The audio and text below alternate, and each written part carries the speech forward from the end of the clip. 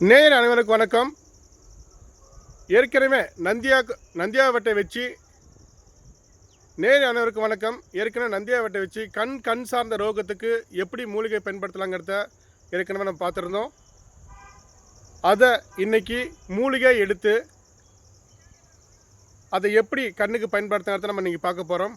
நேயர்களே, நான் சொன்ன இந்த மூலிகையோட சாரெல்லாம் ஒரு 100 ml சமளவை எடுத்து செக்கில் ஆட்டின நல்லெண்ணெய் 1 லிட்டர் நீங்கள் வாங்கி மிதமான சூட்டில் இந்த மூலிகையும் இந்த எண்ணெயும் சேர்த்து நீங்கள் மிதமான சூட்டில் நீங்கள் கொதிக்க வச்சுட்டு வரும்போது ஒரு 2-3 மணி நேரம் கழித்து அந்த எண்ணெய் பிரிஞ்சு நீங்கள் வரதை பார்க்க முடியும்.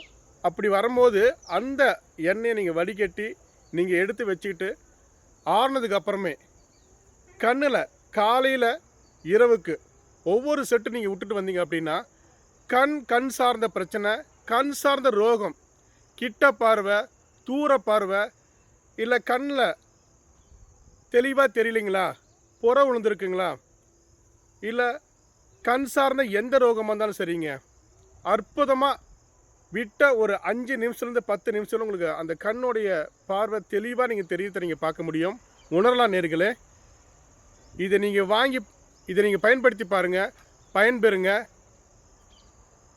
இது ஒரு டேக்கு.